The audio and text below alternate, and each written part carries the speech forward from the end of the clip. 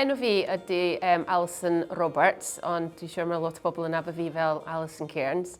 Mae swyddi ydy dwi'n gweithio'n i Betsi Cadwaladr fel yr Gofalwr, so ie.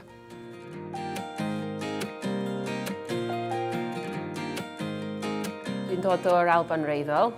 Dwi wedi symud i Sir yn 2007 am wneud gweith efo ceffylau gwedd i dechrau. A wedyn dwi wedi cyfarfod Siôn, pwy sy'n y gŵr fi rwan. A dros y blynyddoedd dwi wedi bod yn gweithio ar y ffarm, dwi wedi bod yn cynifio efo Siôn. Dwi'n mam i 7 o plant, so mae hwn yn job llawn amser i fi hefyd. A hefyd dwi wedi bod yn gofalwr, dwi wedi bod edrych ar ôl pobl yn tŷ nhw, a hefyd gweithio i Betsi Cadwaladr.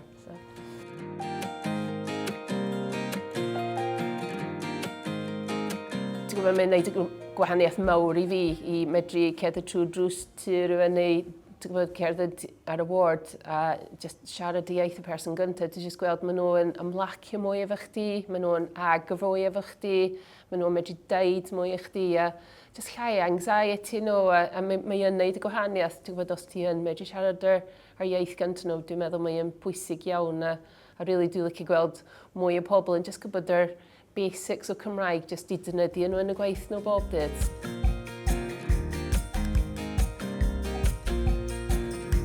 Dwi'n meddwl ers dwi wedi deud nhw dwi wedi ennill dysgu'r o flwyddyn a mae'n like, ie, ond ti'n dod o'r Alban? Ie, dwi wedi dod o'r Alban, ond dwi wedi dysgu ar iaith. Mae'n bach o hyder i nhw, mae Alison wedi gwneud o, so da ni'n medru, a weithiau da ni'n helpu i gilydd. Mae'n gofyn, so dwi wedi dweud hynna, ti'n si helpu nhw, a wedyn ti'n clywed nhw'n defnyddio'r brawddeg beth wedi dysgu nhw i gofyn yr clifion. A just really dwi'n siŵr just pwysad bach mwy o hyder i pobl.